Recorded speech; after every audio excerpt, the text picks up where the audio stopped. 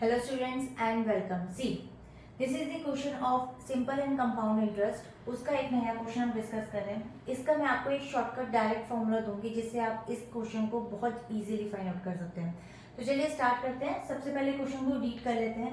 देखिए, a certain amount of money becomes ₹3,540 in 3 years at 6% interest rate. So in how many years will it become 4,260 at the 7% interest?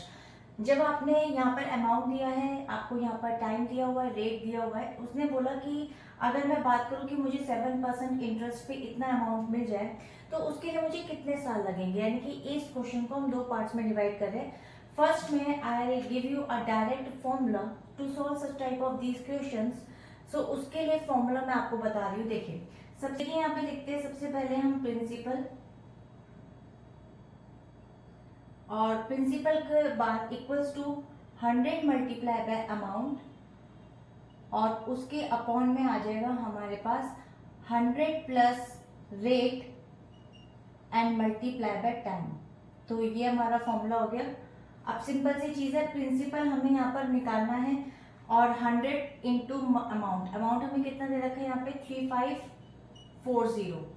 ठीक है, और upon में हम यहाँ पे रख देंगे 100 प्लस रेट. रेट कितना दे रखा था आपको यहाँ पे 6, और मल्टीप्लाई बाय टाइम यानी कि ये वाला 3 इयर्स.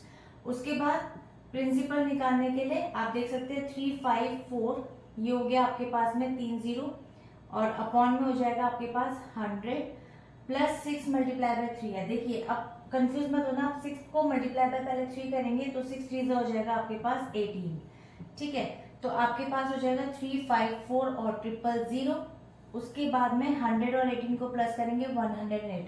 इसका टेबल ना पढ़ने की जगह मैं ये करती हूँ कि 8 को मैं वहां तक लेकर जाती हूँ जिसकी वंस की प्लेस या तो मेरे पास 4 आ जाए या कुछ उसके नियरेस्ट आ जाए. तो मैं कोशिश करती हूँ कि कई बार क्या होता है वो डायरेक्ट चला जाता है. तो 118 में 8 की अगर मैं बात करूँ तो 8 3 से 24 होता है. तो मैं इसको अगर 3 से मल्टीप्लाई करूँ तो आप देख सकते हैं 24 3 1 3 and 2 5 and 3 1 3 आगे आपके पास यहाँ पे.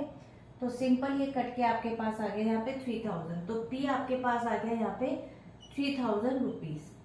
नाउ अब आप देख सकते हो कि जो आपके पास अमाउंट प्रिंसिपल आया है, ठीक है, ये बढ़ के इतना हो गया है. ठीक है, तो second half of the answer निकालने के लिए यानी कि जो सेकेंड पार्ट है उसको निकालने के लिए भी हम इसका सेम डायरेक्ट फॉर्मूला यूज करेंगे.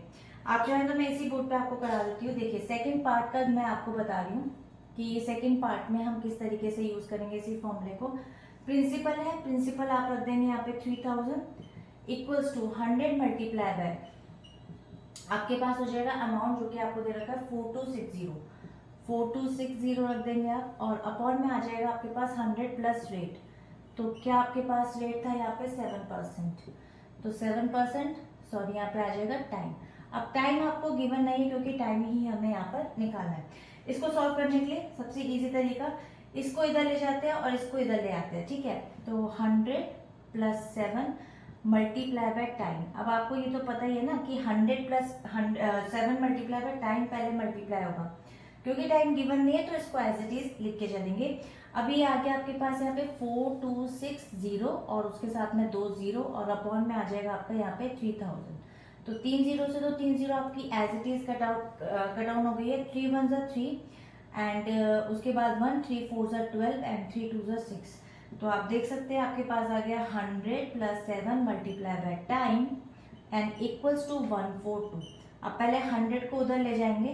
ठीक है, तो ये आपका हो जाएगा यहाँ पे 142 माइनस 100, और टाइम इज इक्वल्स टू, इसको माइनस करा 42 अपॉन में 7, और 7 को 42 से डिवाइड करेंगे, 7 6 होता है आपके पास 42.